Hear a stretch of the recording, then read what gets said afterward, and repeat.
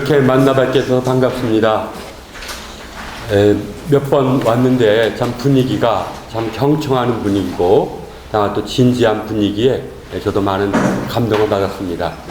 저는 이제 감리교 목사입니다. 사실 감리교는 종교개혁의 교파라기보다는 그보다 한 200년 후에 그 영국 성공회의 토양에서 자라났기 때문에 가톨릭과 그리고 개신교를 화해하고 중재하려는 그런 성공회에서부터 이제 웨슬리 목사가 나타나서 또 새신운동을 좀 펼쳤던 것입니다. 그래서 웨슬리는 이 교파에 관계없이 우리가 하나님만 믿으면 최소한의 교리로서 우리가 서로 하나 되어야 되는 것 아니냐. 그래서 어떤 영국 사람들의 그런 어떤 중형 정신을 좀 일깨웠던 이제 그런 것입니다. 그럼에도 불구하고 감리교도 나름대로의 그런 묘한 알 수 없는 색깔이 있습니다. 그래서 제가 유럽에서 공부할 때 거기 교수님들이 학자를 공부할 때 이 사람이 어느 교파인지를 먼저 인식하라. 바르트는 개혁교회고 보네퍼는 루터다. 서로 교파주의를 주장하진 않지만 그 자기의 어떤 뿌리를 잘 그 사람의 뿌리를 인식할 때 그 사람을 깊이 이해할 수가 있을 거다라고 얘기를 하고 있습니다.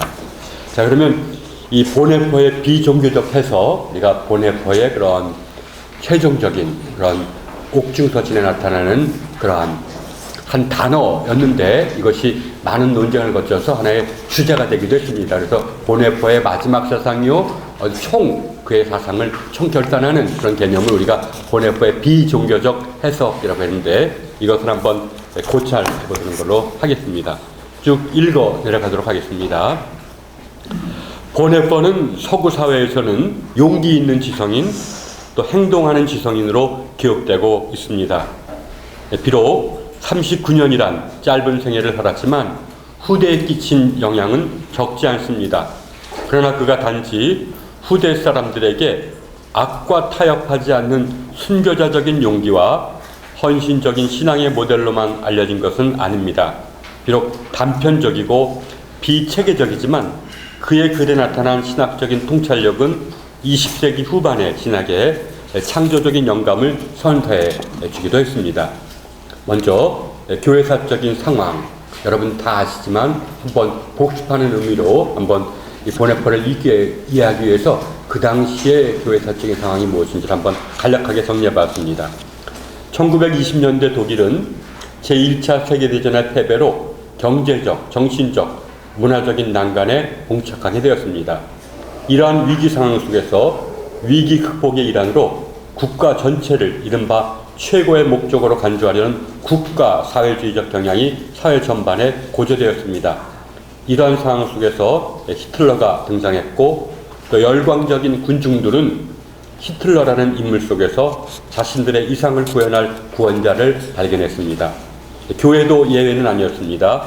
독일 그리스도인 운동이 나타났고 독일 국민, 독일 성서, 독일 전통을 모든 비독일적인 것과 대립시키려는 운동이 확산되었습니다. 독일 그리스도인은 점진적으로 성장해 나갔으며 1933년에는 나치당의 도움을 받아서 교회 선거에서 독일 개신교의 정치적인 실권을 장악하였습니다. 비슷한 시기에 독일 그리스도인 운동에 저항하는 고백교회 운동도 시작되었으며 급속도로 독일 전역에 확산되기 시작했습니다. 이후 두 운동의 싸움은 격렬해져 갔습니다. 이러한 투쟁의 소용돌이 속에서 1934년 5월 바르멘에서 고백교회 총회가 소집되어서 바르멘 신학선언을 탄생시켰습니다. 이 선언에는 칼 바르트가 결정적인 역할을 수행했습니다.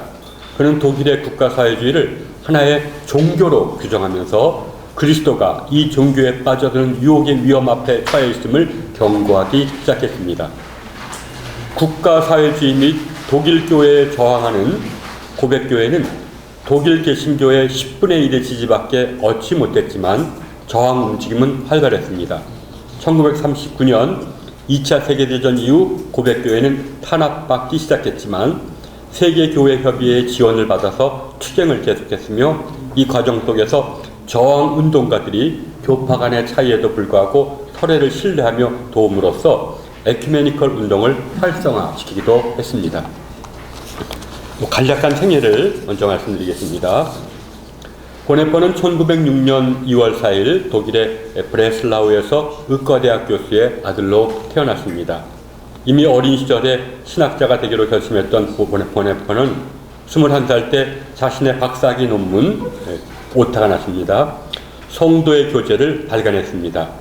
교회론을 주제로 다룬 이 논문은 교회를 공동체로 존재하는 그리스도로 정의함으로써 그리스도는 말씀뿐 아니라 성도의 교제로 선전함을 부각시켰습니다.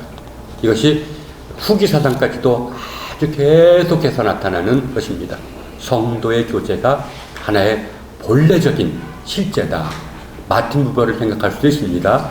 나와 너의 관계가 원초적인 실제다라든지 또 하나님의 말씀에 의해서 창조되는 것이 바로 성도의 교제고 이것이 바로 그리스도의 몸이다라는 것, 이것이 아주 보네퍼에게는 어린 시절부터 각인되었고 후기 사상까지 이 사상은 계속되고 있습니다.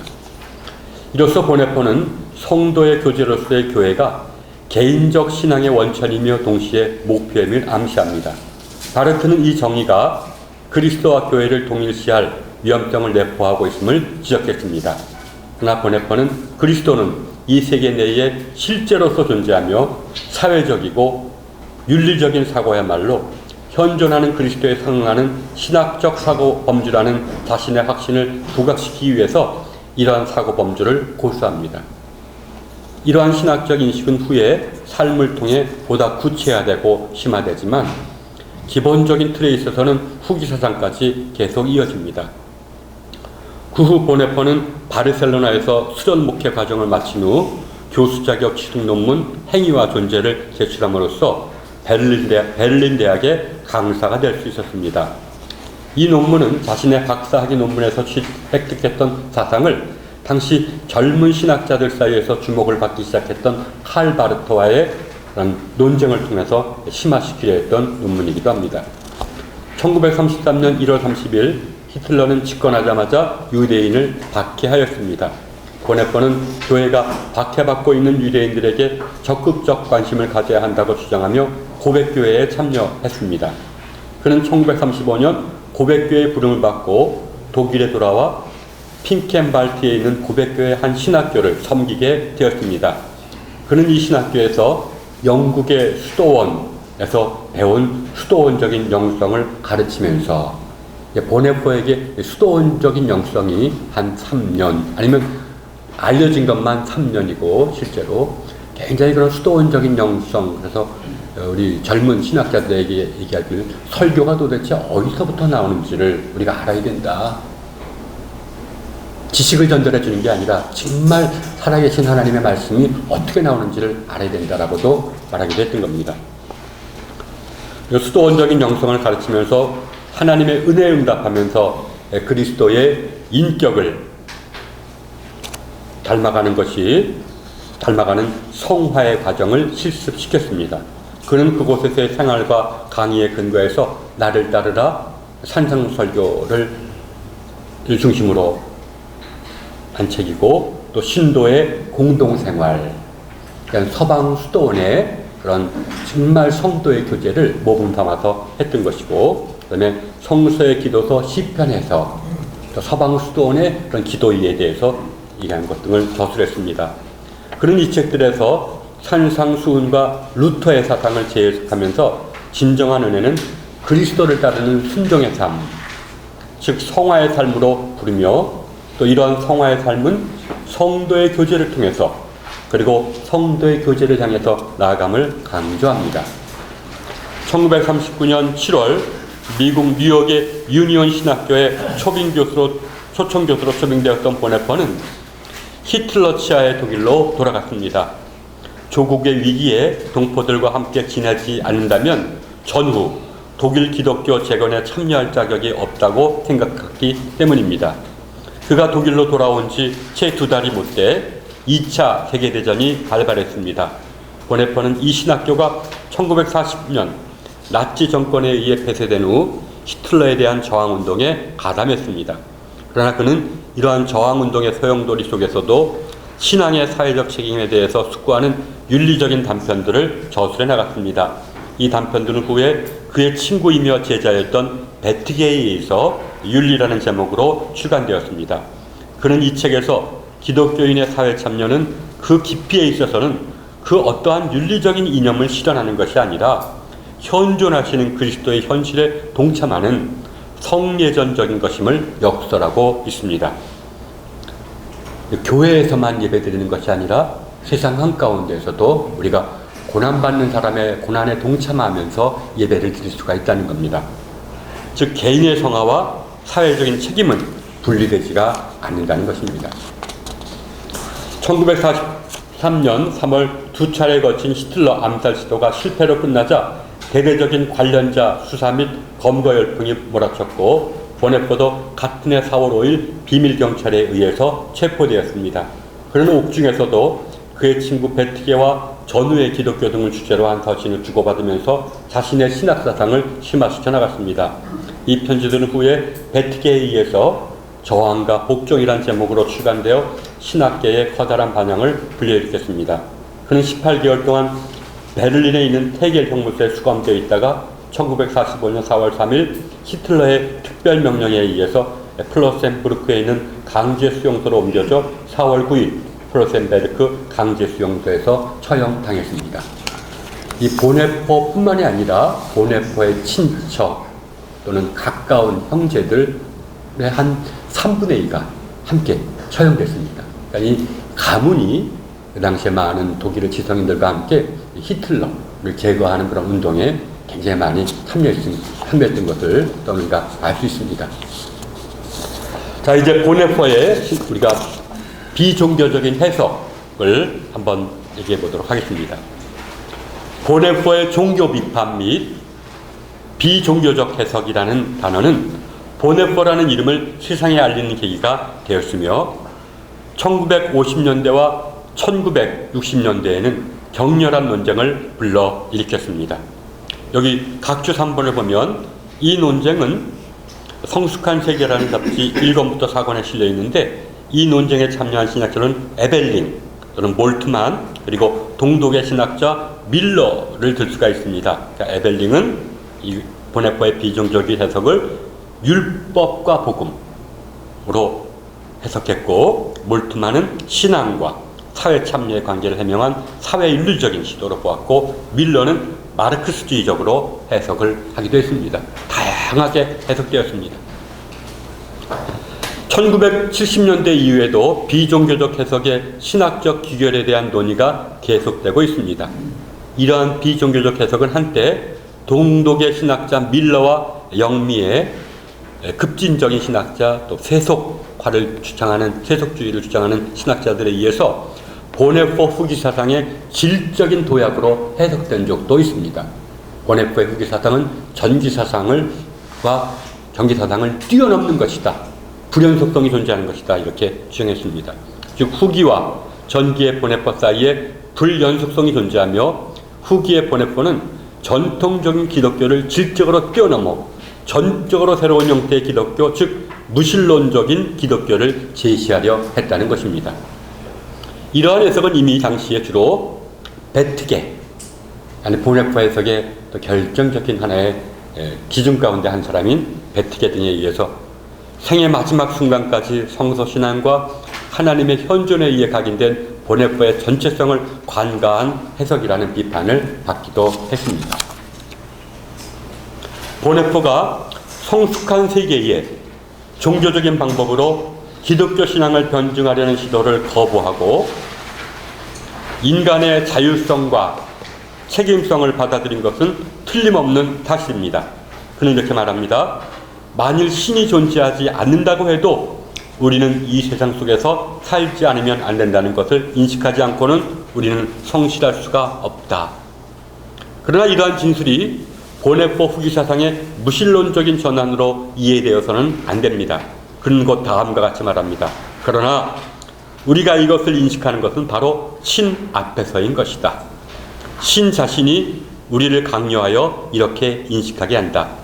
신은 자기를 이 세상에서부터 십자가로 추방한다. 신은 이 세계에서는 무력하고 약하다. 그리고 신은 바로 이렇게 해서 이렇게 함으로써만 우리와 함께 있고 우리를 도와준다. 그리스도가 그의 전능에 의해서가 아니라 그의 약하심과 고난에 의해서 우리를 도와주신다는 것은 마태복음 8장 17절에 아주 분명하다. 그는 이러한 인식 속에서 성서 개념에 대한 비종교적 해석의 가능성과 필연성을 시사합니다.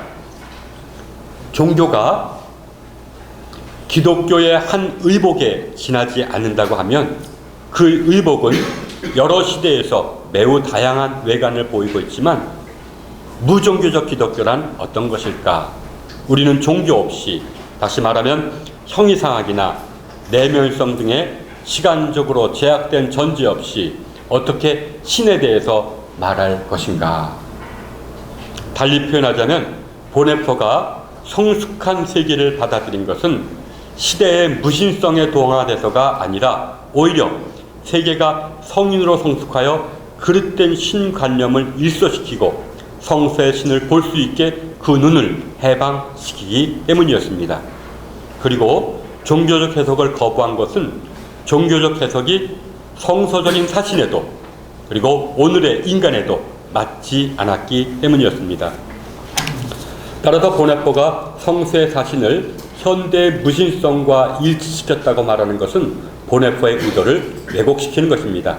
그는 오히려 종교적 기독교 속에서 현대의 무신성과 은밀히 타협하려는 시도를 감지했습니다. 특히 루터교회 내에서 세상은 무신성에 내버려두고 그 대신에 교회는 우리가 종교인들이 우리가 갖고 있는다, 이런 타협을 보았던 것입니다. 보네포가 현대인의 자율성을 받아들인 것은 세계와 인간의 성인성을 그의 가장 강한 장소에서 신과 대결시키고 세계를 그가 자신을 이해하는 것보다 더 잘 이해하려 했기 때문입니다. 간략하게 말하자면 보네포는 현대의 무신성에 비춰서 기독교 신앙을 무신론적으로 해석하는 것이 아니라 성서에 비춰서 성인된 세계를 받아들이고 종교적 기독교를 비판했다고 말할 수가 있습니다. 사실상 보네포의 비종교적 해석은 어느 날 갑자기 생겨난 사상이 아닙니다. 오히려 초기 사상에서부터 준비되고 점차적으로 심화되어 온 사상이며 따라서 보네포의 신학 전체를 조망할 수 있는 해석학적 열쇠가 된다고 말할 수가 있습니다. 그러나 기독교를 종교와 분리시키는 것이 상식적으로 가능한가?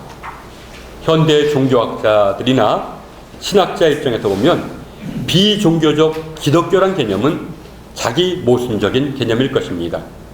그러나 이 개념은 보네포가 처해 있었던 제한적인 상황 속에서 이해되어야 합니다. 1980년대 이후 보네포 해석을 주도하고 있는 에른스트 파일은 보네포의 종교 이해를 다음과 같이 설명해 줍니다. 보네포는 종교로 불리는 체험 세계를 근대의 한 특성, 즉 지금은 지나가 버리고만 역사적 시대의 한 현상으로 파악했다. 즉 보네포가 말하는 종교 또는 종교적 해석이란 기독교 신앙을 형이상학적으로 또는 개인주의적으로 해석했던 근대 기독교 내의 한 역사적인 형태, 자유주의 신학이나 또는 경건주의라는 것입니다. 그는 이러한 논제를 뒷받침하기 위해서 종교 개념의 유래와 역사적인 발전 과정을 제시합니다. 종교란 말은 원래 라틴어권 세계에서만 사용되었던 말이다. 이 말은 라틴어권에서는 결코 낯선 말이 아니었다. 그들에게 종교란 말은 하나님 경배 또는 하나님 경외를 의미했다. 그러나 이 말은 근대의 우리 게르만 민족에게 전해지면서 의미의 변화를 맞이했다. 즉 근대 독일어권에서는 인간학적인 근본 소유성, 즉 인간의 종교적 선언성 및 신에 대한 상이한 확신들을 표현하기 위해서 이 말을 사용했다.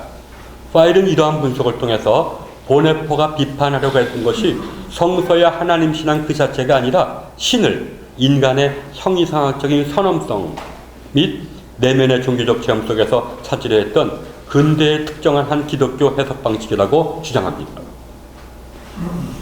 파일은 이와 같이 보네포에게 종교 개념이 기독교 신앙과 동일시되는 것이 아니라 기독교 신앙에 대한 한 해석 범주라는 사실을 밝혀냈습니다.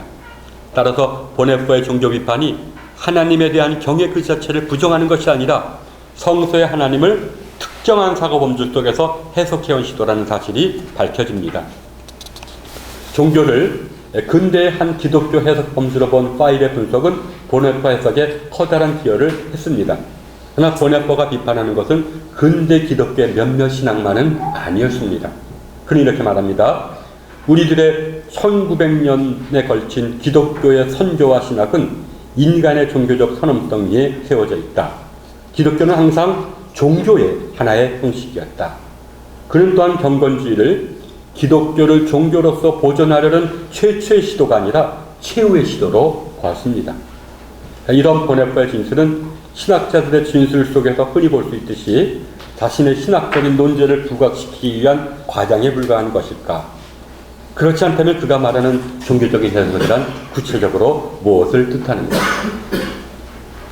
보네포가 종교적 해석을 비판하고 성서 개념에 대한 비종교적 해석을 제시한 편지들을 유심히 살펴보면 거기에는 어김없이 구약성서 인용과 사상이 등장하고 있음이 밝혀집니다. 각 주에 보면 대표적인 것만 찾아놨습니다. 6군데. 도대체 그는 이렇게 말합니다.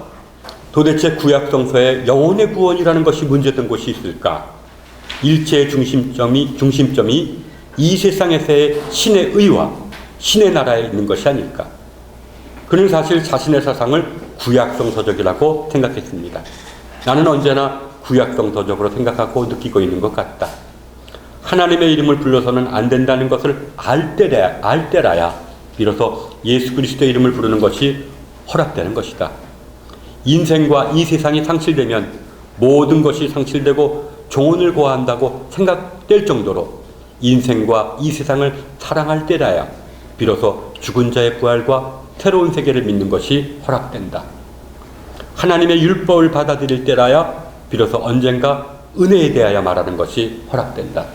너무나 조급하게 그리고 너무나 직접적으로 신약성서적으로 존재하고 느끼려고 하는 것은 내 생각으로는 결코 기독자적이 아니다. 그리고 또 이렇게 말합니다. 나는 한계체에서가 아니라 중심에서 신에 대해 말하고 싶다. 신은 우리들의 생활의 한가운데서 피한적이다. 교회는 인간의 능력이 미치지 않는 곳 한계에서가 아니라 마을의 한가운데 있다. 이것이 구약성서적이라는 것이고 이런 의미에서 우리는 아직 신약성서를 구약성서적으로 읽는 일이 너무나 적다.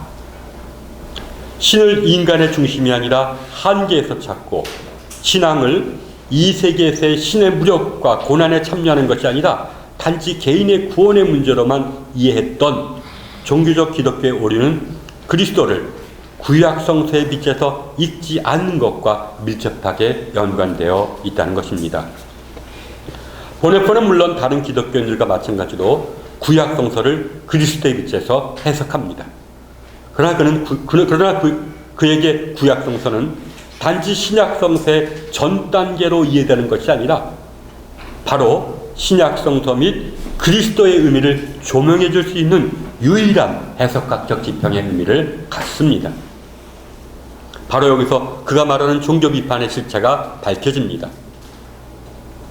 종합하자면 보네포에게 종교란 파일이 해명했듯이 하나님을 경외하는 신앙 그 자체가 아니라 이러한 신앙을 인간의 내면성과 형이상학적 세계에 한정시킨 기독교인의 특정한 해석학적 범주라는 것입니다. 그런데 이러한 종교적 해석학적 범주는 근대에 비로소 나타난 것이 아니라 신약성서를 구약의 빛에서 이해하지 않는 고대교회 이후의 보편적인 신학적 경향에 뿌리를 내리고 있다고 보네포는 본 것입니다. 보네포의 비종교적인 해석을 구약성서적 해석이라고 말하는 것은 물론 조심스러운 일입니다. 구약성서적이라는 말이 다양하게 이해될 수가 있고 또 보네포 또한 이 말을 엄밀한 의미의 해석학적 관점에서 한 것이 아니라 감옥에서 우리가 봤기 때문입니다. 그러나 보네포가 비종교적인 해석을 통해서 호소하려 했던 것, 즉 기독교 신앙은 공궁에 빠졌을 때 하나님의 전능에 호소하는 것이 아니라 오히려 이 세계 한가운데에서 하나님의 무력과 고난에 참여하는 것이라는 사상은 단순한 시대상황적인 해석이 아니라 그리스도를 구약 성서의 빛에서 바라보면서 자신의 신학을 총결산한 사상임을 부정할 수는 없습니다. 바르트가 종교를 교회로 대체했다는 비판, 계시 실증주의다, 이런 비판이나 또 고백교회에 대한 비판, 고백교회가 자기 보존에만 급급하다는 비판, 모두 이러한 맥락에서 이해될 수가 있습니다. 보네포에 의하면 하나님을 사랑한다 하면서 자신의 공국만 생각하고 이웃과 세계의 고난을 외면하는 것은 성서적이 아닙니다. 이웃과 세계의 고난에 뛰어들어 그 고난을 나누는 삶이야말로 성서를 신앙하는 사람의 삶의 방식입니다. 보네포의 이러한 사상은 가난한 자들의 고난 속에서 고난받는 그리스도를 발견하고 가난한 자의 고난에 참여하는 것이야말로 그 깊이에 있어서는 그리스도의 고난에 참여하는 것이라고 말하는 아시시의 성 프란치스코, 더 나아가서는 강도 만난 자를 외면하지 않는 사마리아 사람의 자비, 그리고 줄일 때 먹을 것을 주고 목마를 때 마실 것을 주었고 나그네 되었을 때 영접하였고 벗었을 때 옷을 입혔고 병들었을 때 돌아보았고 옥에 갇혔을 때 와서 보는 행위를 진정한 사랑이요 마지막 심판 때의 기준으로 제시한 예수님의 비유를 연상케 해주기도 합니다. 그러나 보네포의 비종교적 해석에서 주제가 되는 하나님의 고난은 보네포에게는 단순한 상징에 불과한 것이 아닙니다. 오히려 신앙의 행위를 통해서 인식되는 실제로 인식되어야 됩니다. 이 세계의 고난에 참여하는 것은 곧 이 세계 한가운데에서 그리스도의 고난에 참여하는 것을 의미하며 따라서 그리스도의 몸에 참여하는 성례전적인 성격을 지닌다고 말할 수 있을 것입니다. 예배라는 것입니다. 그래서 보네포는 기도하는 것과 사람들 사이에서 정의를 행하는 것을 동시에 요청하였습니다. 그러니까 보네포에게 유일한 그 어떤 이념이나 뜻을 관철시키는 데 있는 것이 아니라 하나님의 은총을 깨닫기 위한 겁니다. 궁극적으로는. 그래서 이것이 저항운동 하는 사람들 사이에서도 이견의 차이가 났던 부분도 바로 이런 역에서도 있습니다. 타자의 고난에 동참할 때 비로소 나를 처음부터 고난의 현장으로 부르셨고 인도하시는 하나님의 섭리를 발견하고 이 하나님께 나의 모든 것을 맡기게 된다는 것입니다. 결국 마지막은 기도로 하나님께 맡기는 행위를 통해서 나의 행위가 참된 그리스도를 따르는 행위인지 아닌지를 우리가 알게 된다는 겁니다. 맡기는 행위 없으면 나의 행위는 내 자신의 행위일 뿐이라는 것입니다. 달리 말하자면 기도를 통해서 진정한 살아계신 하나님의 부르심을 들어본 사람만이 진정으로 정의를 실천할 수가 있다는 겁니다. 예배 속에서 은총을 체험한 사람만이 실제로 세상에 나가서 그리스도의 고난에 참여할 수가 있다는 겁니다. 그러니까 인간의 삶에 있어서 사회정치적 차원이 우선하는가 아니면 심리적 차원이 우선하는가의 문제, 또는 환경 문제가 우선인가 경제 문제가 우선인가의 문제는 보네포에게 있어서 그리 중요한 문제는 아닙니다. 시대 상황에 따라서 답변이 달라질 수 있는 문제이기 때문입니다.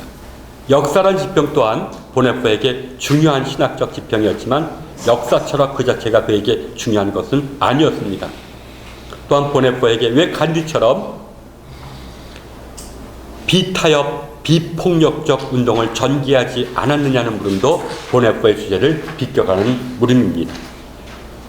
그에게 중요했던 것은 역사 철학이나 사회인류학적 방법이 아니라 오직 하나님은 우리의 삶 한가운데에서 현존하시며 타자의 고난에 참여할 때 비로소 우리와 함께 고난당하시는 하나님의 인도하심과 섭리의 도구가 될 수 있다는 믿음이었습니다. 고난의 문제는 물론 오래된 신학적 주제입니다. 그러나 보네포는 고난의 신비 앞에서 아우구스티누스처럼 고난의 본질을 선의 결핍으로 설명하는 대신에 타자의 고난에 동참하는 행위를 하나님의 신비에 참여하는 성례전적 행위로 제시하고 이러한 행위로 사람들을 불렀습니다. 스스로 이곳에서 하나님을 느끼라고 부른 것입니다. 그의 생애와 저술이 이미 어느 정도 암시해주고 있듯이 그는 한편으로는 삶의 중심에서 그리스도의 현존에 대한 확실성을 추구했으며 다른 한편으로는 그리스도인과 세계와의 관계에 대해서 깊이 반성하였습니다. 그러나 보네포는 전자를 신앙과 일치시키고 후자를 사회적 책임과 일치시켜 양자를 분리시켰던 루터 교회 전통에 동의하지 않았습니다. 그는 오히려 전 우주를 지배하시는 그리스도에 대한 신앙 속에서 양자의 통일을 보존하고 해명하는 것이야말로 진정한 신앙인의 자세라고 생각했습니다. 이러한 신앙과 책임의 통일은 그 의입니다. 그에 의해 모든 저서를 관통하는 해석학적인 열쇠로 자리 잡습니다.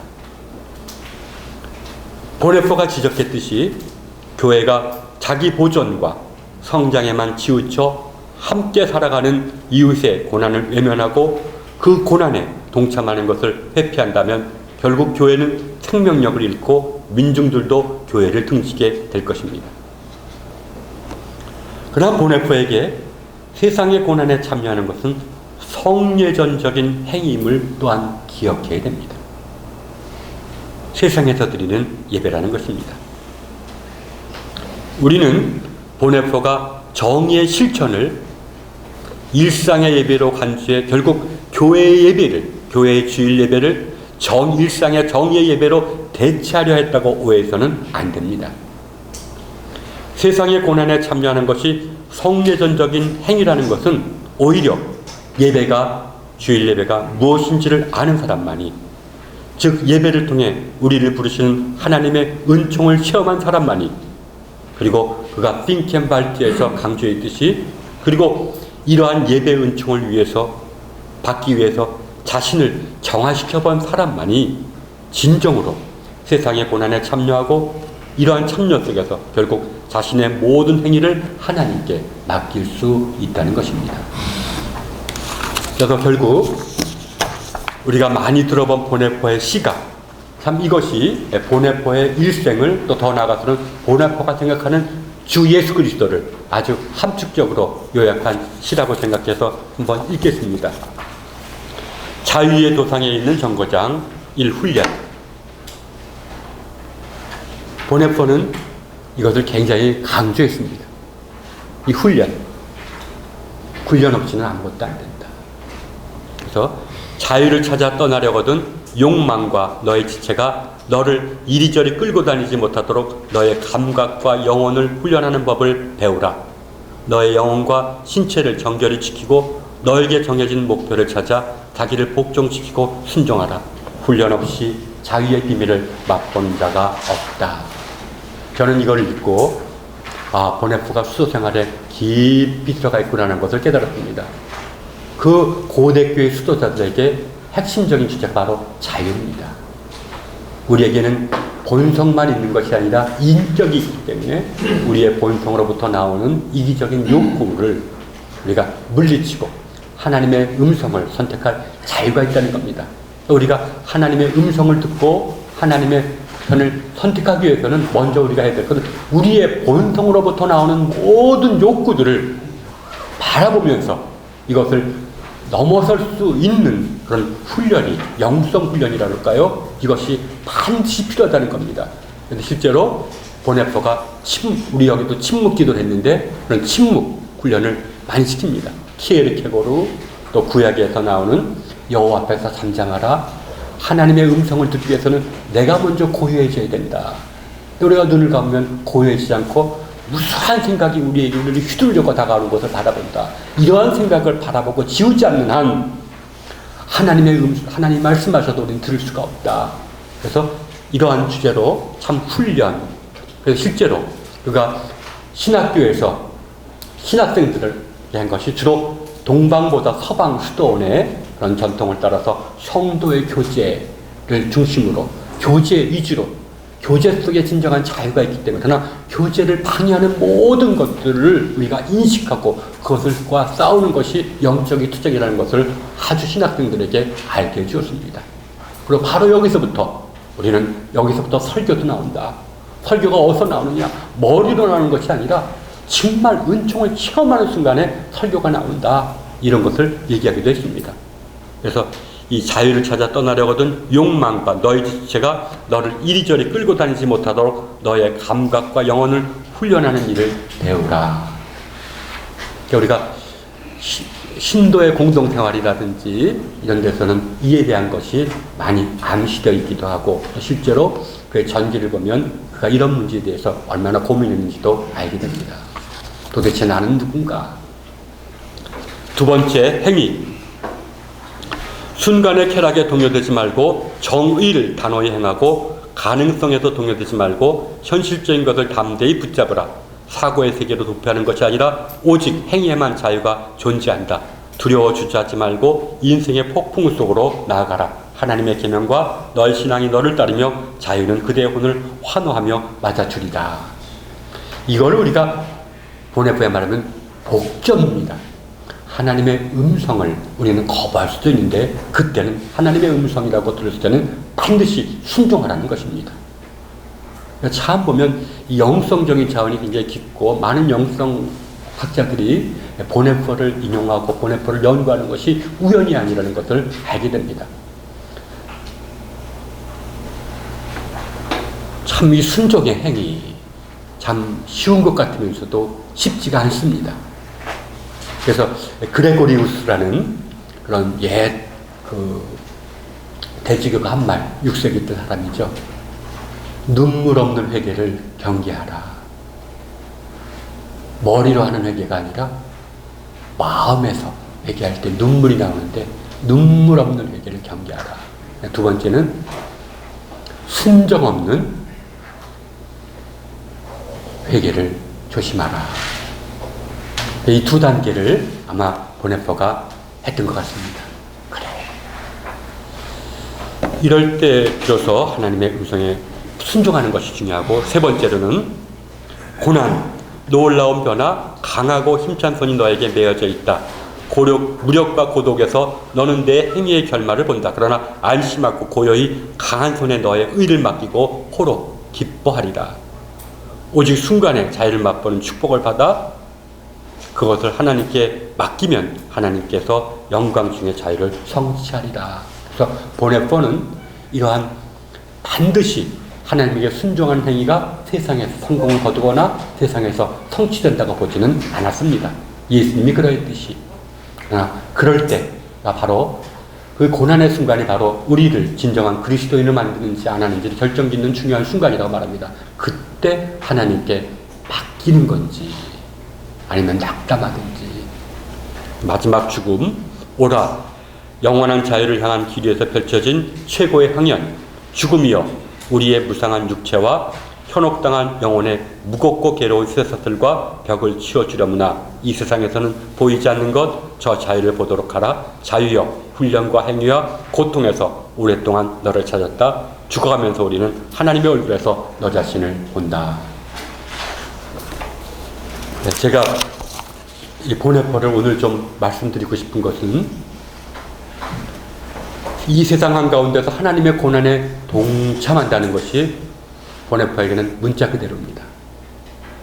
실제로 그는 세상의 고난에 동참하는 것 속에서 하나님이 고난당하시고 계신다.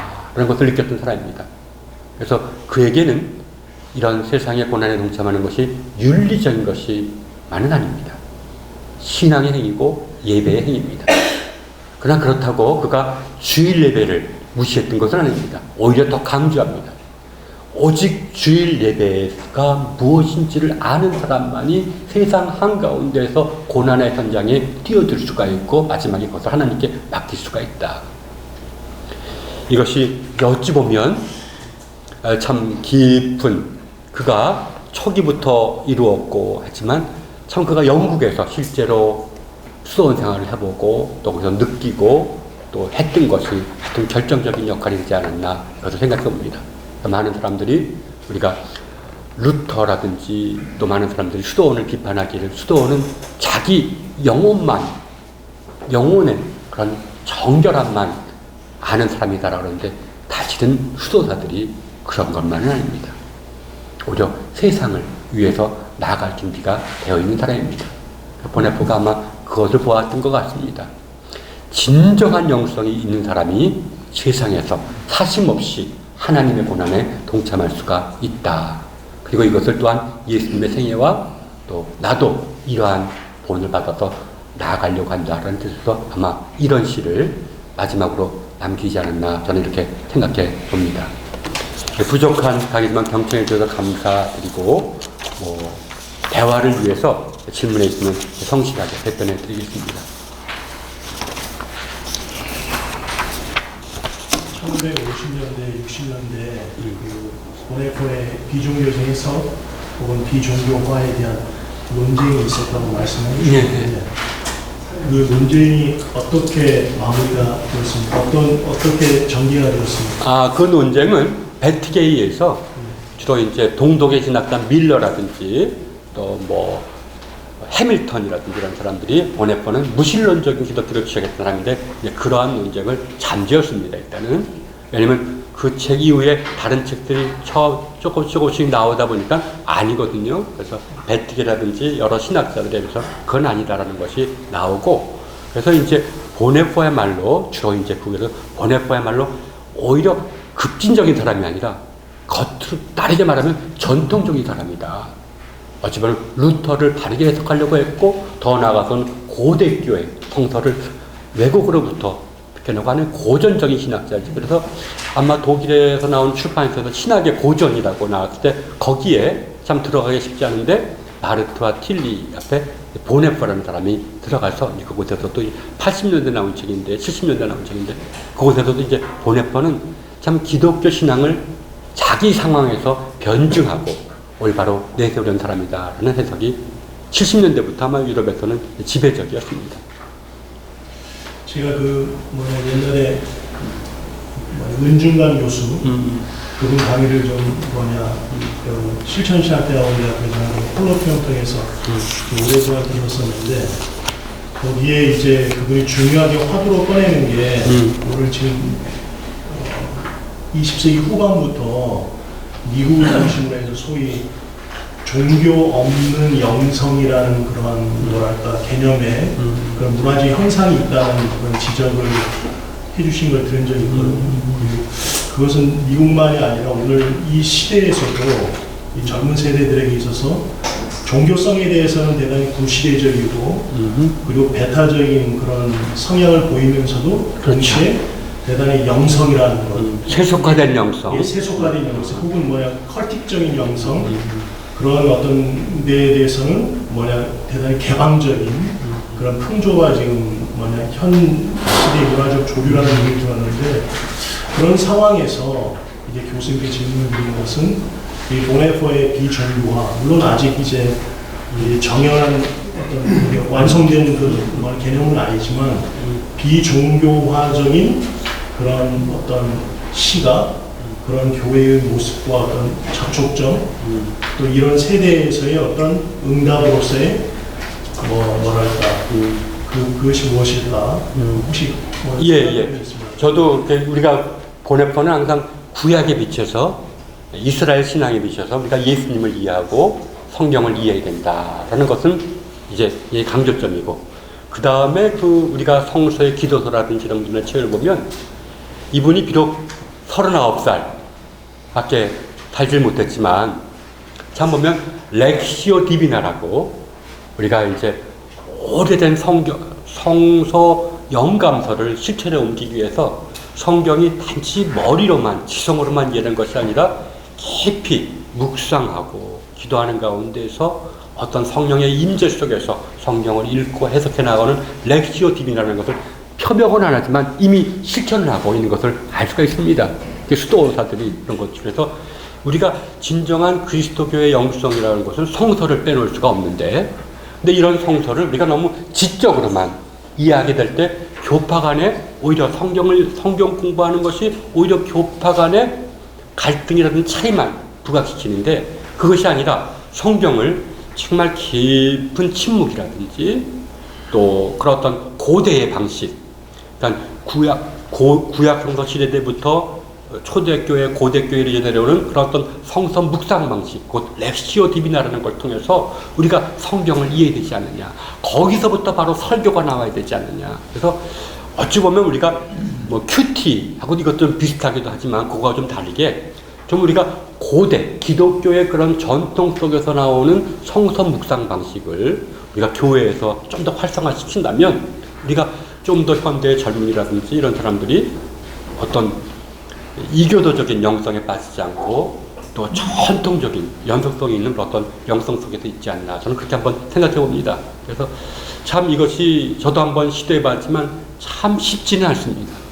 물론 이 렉시오 디비나가 사실은 카톨릭에서도 종교개혁이고 루터가 오직 성서를 강조하다 수도원의 렉시오 디비나를 다 없애버렸습니다.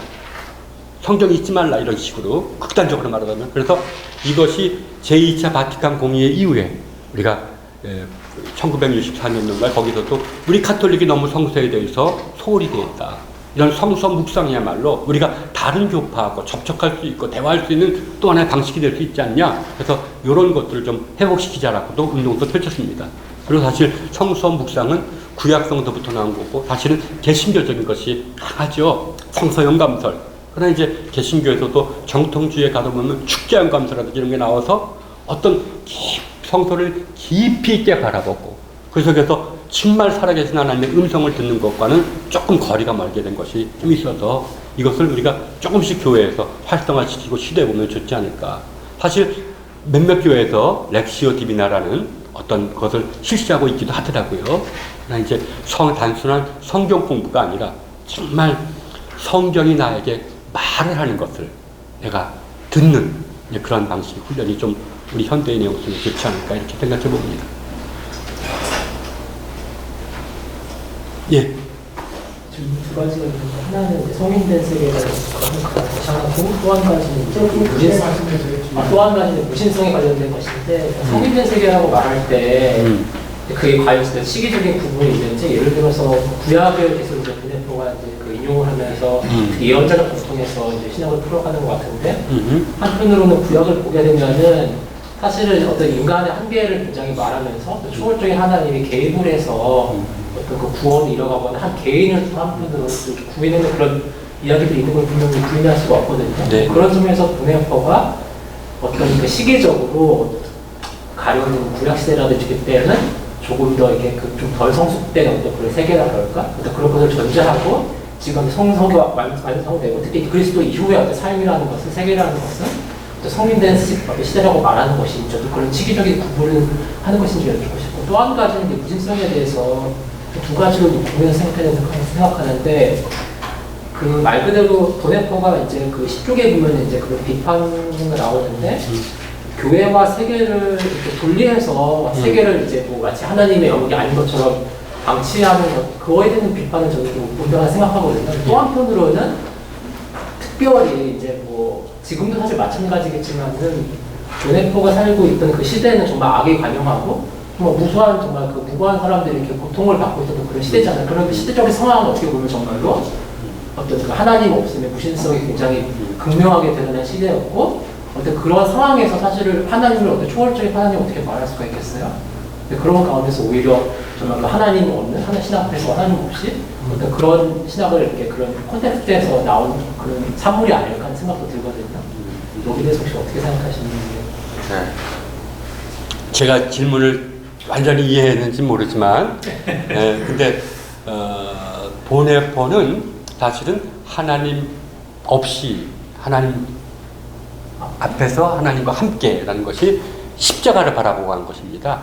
이게 루터의 그런 십자가 신학을 염두에 둔 것으로 이제 해석하고, 쉽게 말하면 오늘날 보네퍼가 단지 그 시대의 무신성이라고 했을 때는 시대의 악이 관영하고 해서가 아니라 사람들이 그만큼 성숙했다는 겁니다. 사람들이 하나님께 의지 안 하고 내가 스스로 하겠어. 그것까지 무슨 하나님에게 물어봐. 이런 경험을 통해서 또 감옥에서의 경험을 통해서 종교적이라는 것이 인간에게 지대한 영향을 끼치는 게 아니다. 공습 시작했을 때는 살려줘 없어서 하라고 하지만 5분도 안 되나서 다 잊어버린다. 그러니까 인간이 마음의 속에서 어떤 종교적인 어떤 관념을 갖고 있는 것은 이제 현대인들에게는 거의 없어져 갔다. 그럼 우리가 그들에게 어떻게 하나님을 바랄 것인가, 이런 좀 신학적인 문제를 좀 해봤고요. 그다음에 내가 또 보네포에게는 사실 사회 정의에 참여하는 것이냐, 아니면 구제하는 것이냐, 아니면 전도하는 것이냐, 다 똑같은 문제입니다. 전도도 고난받는 그 예수 그리스도를 모름으로 무지 속에 빠진 사람을 고난받는 자로 보고, 그 고난받는 자에게 참여하는 것이 어떤 때는 전도로 나오고, 어떤 때는 구제로 나오고, 어떤 때는 사회 정의로 나오는 것이지, 이게 고난받는 자의 그런 현실에 참여하는 것은 물론 사회 정치적인 차원만 있는 것은 또 아닙니다. 그리고 또 하나 전자 말씀, 이제 구약 성서가, 제가 전에도 이것을 어떤 세미나에서 했더니 구약 성서가 뭐 축복 아니냐, 보이지 않는 하나님의 은총이 아니라 축복 주는 거 이런 거 아니냐, 물론 그렇게도 볼 수 있지만 우리가 구약 성서의 그런 어떤 지평은 초월적인 세계가 아니라 역사 속에서 뭔가 하나님의 뜻이 이루어지는, 하나님의 뜻이 이루어진다면 그거는 하여튼 인간의 역사 가운데서 인간이 가장 소중하게 여기는 삶의 부분인 역사 가운데 일어나는 것 아니냐, 이런 차원에서 주로 이제 구약 성서를 이해하다면, 이제 보네포가 나는 신약 성서를 구약 성서적으로, 구약 성서가 원래 그런 거 아니냐, 구약 성서에서 어디 죽음 이후에 대해서 말을 하냐, 그건 하나님께 맡기는 거지. 그리고 오히려 이 땅의 현실 한가운데서 하나님의 뜻이 이루어지는데 구약 성서적인 메시지가 있지 않느냐. 그래서 이렇게 좀 피한적이라기보다는 좀 차한적으로, 그리고 개인적이라기보다는 공동체적으로 이런 것들을 이제 구약 성서적이라고 얘기했던 것 같습니다. 근데 제가 질문을 잘 정확하게 이해하지 못해가지고. 잘 말씀해 주셨고요. 네. 근데 사실 여기 목사님도 많이 계시잖아요. 그 현장에 계신 목사님들 많이 계실 텐데, 사실 목회 현장에서 사실은 보네포가 굉장히 의미 있기도 하지만은 과연 이거 나쁜 의미에서 말하는 게 아니라 그 교인들이 정말 이렇게 그 보네포적인 의미에서 성숙한 어떤 그런 시대에 살고 있고 본인이 그렇게 성숙되어 있는지, 정말 아까 우리 그 원장님께서도 설교할 때 잘 말씀하셨더니 정말 현장에 계신 분들은 많이 어렵고 당장의 어떤 삶에 그런 막 그 피곤에 지쳐서 그런 하나님의 도우심을 절실히 바랄 수밖에 없는 그런 상황도 많이 있거든요. 예, 맞습니다. 이제 뭐 그럴 때 물론 보네포를 깊이 이해하면은 그런 연결점이 있겠지만은 과연 성경에 그런 초월적인 그런 하나님 좋은 의미에서입니다. 그런 것이 없는지, 그리고 또 그 우리 교인들의 어떤 또 한국 교회의 어떤 그런 삶이 또 현실이 정말 어떤 뭐랄까 보네포적 의미에서 성숙되어 있는지. 맞습니다. 저도 목회를 하고 있습니다. 그래서 설교도 쭉 20몇 년 동안 하고 했는데, 맞아요. 아무리 설교해도 우리 자식 요번에 어디 들어가는데 기도해 주세요. 예? 그리고 둘이 똑같이 감옥에 들어갔는데 우리 아들이 하나님의 은혜로 우리 아들만 빠져나왔습니다. 감사합니다. 사실은 이렇게 하는 게 현실입니다. 그러니까 어차피 부인할 수는 없어요. 그래서 보네포도 그런 거에 대해서 얘기합니다. 그래서 마지막에 십자가하고 축복이 어떻게 연관되는지가 참 의문이다. 성경은 두 개 다 얘기하고 있다. 축복과 그래서 이교도인과 기독교인의 구분을, 이방인이나 기독교인이나 똑같이다. 자기가 어려움을 당할 때는 하나님을 찾는다. 그러나 기독교인은 하나님의 어려움을 당할 때 그분의 어려움에 동참한다. 이런 시가 있지만, 그래서 이방인의 그런 하나님을 찾는 것을 부정하는 것만은 아닙니다. 그러니까 목회적인 관점에서 또 사실은 어려움 당한 사람들의 그런 공공의 문제를 해결해 주는데 목회에 가져가 있는 거 보네포가 부정하지 않았습니다. 그래서 축복과 십자가가 어떻게 연관되는지가 내게는 하나의 신비로 남아있다라는 것이기도 합니다. 그러나 이제 조금 더 우리가 신앙의 깊이를 나간다면 평소에도 그랬듯이 나보다 남을 먼저 배려해주는 그러한 삶을 하는 것이 또한 점차 예. 저기 그 시간상 예. 질문을 두 분만 받을게요. 한 분이 한 질문만 해주시는데 예. 텍스트로 상관없어도 상관없으니까요. 저기 본회포 관련해서 평상시에 뭐 의문이 있으시면 질문을 해주시면 될 것 같습니다. 먼저 저는 이제 간단하게 좀 부탁드리겠습니다. 저는 그 본회포에 대해서 잘 모르는 사람이에요. 이름은 들었지만 예. 그 내용은 오늘 처음 이렇게 들어보는데 교수님 강의를 쭉 들어보니까 오늘 그 복음주의 신앙에서 볼 때는 본회포에 대해서 참 이해하기가 어려운 점도 많네요. 보니까 좀 긍정적인 면도 있지만 부정적인 면도 있고 근데 이제 이 본회포는 아까 구약적인 사정을 가지고 이렇게 말씀했다고 그러는데 이 당시를 이해하다 보면 2차 대전 네. 시트로 당시에 전후의 그 환경이나 역사적인 그 배경을 보면 충분히 이해가 가요. 마치 네. 우리가 박 대통령 유신 체제 때 저도 이제 그 민주화운동도 해보고 네. 저 우이동의 그 가리리 교회에서 이제 그 감옥에 갇힌 성도들을 위한 그 기도회도 가고 소신교원도 해보고 그런 경험이 있습니다. 그러나 우리가 순수한 신앙에 저기 배울 때 이 고난이라고 하는 것도 이제 고난도 여러 가지 종류 아닙니까? 성격도 여러 가지고. 네. 근데 그냥 여기서 그냥 고난이라고만 했는데 이 고난이 어떤 의미가 있는 것인지 그리고 예수님도 당시 바리새인이나 유대의 교도라고 그런 비판적인 세력이 그런 활동이 없었더라면은 예수님도 십자가를 지실 이유가 없잖아요, 그렇죠? 네. 그러나 우리가 순수한 복음적으로 생각할 때는 예수님이 십자가에 져서 죽고 부활하고 그런 과정이 없었더라면 우리가 예수를 믿을 일이 없죠. 우리가 죄 사함 받을 일도 없고. 그래서 그런 점에서 이제 여기 이분의 그 신학 사상 어떻게 이해해야 될지 예. 좀 어렵습니다. 좀 그러니까 쉽게. 바르트가 복음적이기도 합니다. 굉장히 복음적이고 그 신앙을 굉장히 하나 그리스도를 정말 그 당시 사람들과는 달리 살아계심을 정말 머리로만이 아니라 마음으로 느꼈고 그걸 또 후배 교육자들에게 이걸 먼저 체험하고 목회 현장에 나가야 된다. 그리스도가 살아계심을. 그다음에 그 보네포에게는 이제 세상의 고난 속에 정말 하나님이 함께 고난 당하신다는 것을 믿었던 사람입니다. 그래서 보네포가 이런 말이에요. 내가 세상을 더 깊이 들여다보면 볼수록 하나님이 더 깊이 개입해 계심을 내가 보게 된다. 쉽게 말하면 우리하고는 달리 누가 강도 만난 사람이 피 흘리고 있을 때 그 속에서 그리스도도 함께 고난 당하신다. 그러니까 어떤 예수 그리스도의 바르트도 얘기했지만 성육신이 십자가에서 성육신이라는 것이 정말 하나님이 우리를 받아들이는 인간을 받아들이는 것이 정말 이론만이 아니라 정말 우리의 모든 것까지도 받아들인다는 그러한 사상을 실제로 고난받는 사람들의 현장에서 본 겁니다. 아 정말 주님이 방관하시는 분이 아니라 이 고난받는 사람들의 삶 속에 함께 하시면서 함께 고난당하시는구나. 이걸 본 사람이 이 보네뿐만이 아니라 성 프란치스코. 그러니까 정말 그분도 정말 이 나병 환자의 고난 속에 주님도 함께 고난당하시는구나. 굉장히 이런 것은 조금 신앙적이죠. 근데 이제 저도 한때 그랬지만 거의 운동권이라는 분들이 많은 반성도 좀 많이 해야 되는 것 같다고 생각해요. 왜냐하면 나 아니면 딴 사람들은 뭐랄까 좀 비겁한 사람 이렇게 하고 그러니까 이게 보네포가 나중에 그런 대의를 위해서 에큐메니컬 운동할 때에도 정말 대화가 안 되는 것을 느꼈답니다.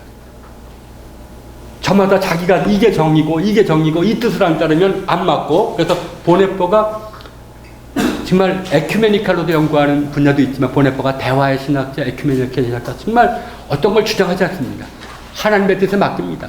그러니까 보네포는 내 생각, 이 문제에 대해서 이러한 방안이 이루어져야 된다고 생각하는 게 아니라 우리가 이러한 문제 속에서 주님의 고난을 보고 그분에게 맡기자.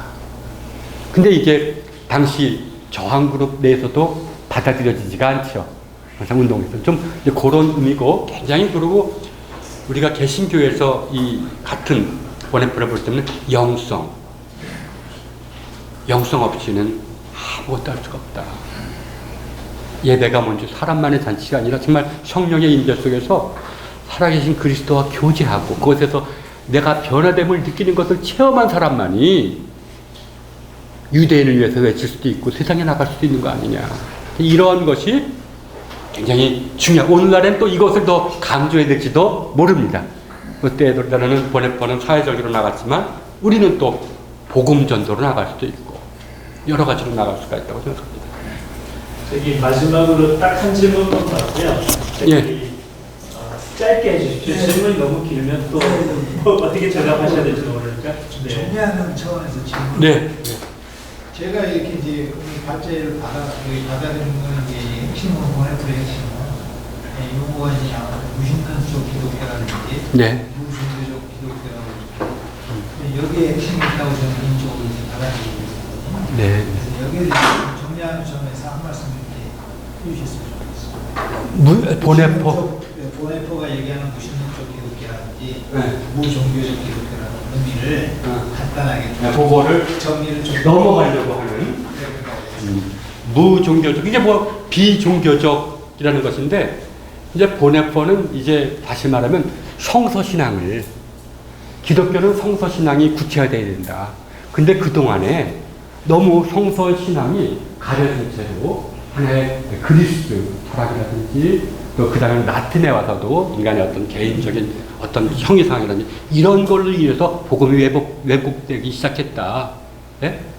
그래서 오히려 이러한 종교 이런 것을 종교라고 얘기하고 그러니까 다시 말하면 구약성서 없이 신약성서를 그리스 철학에 해석하거나 몰래 해서 이러한 것을 종교적인 기독교로 해석하고 이러한 것을 일소시켜야 된다. 그럼 일소시키려면 어떻게 하냐? 해석 범주를 바꿔야 된다.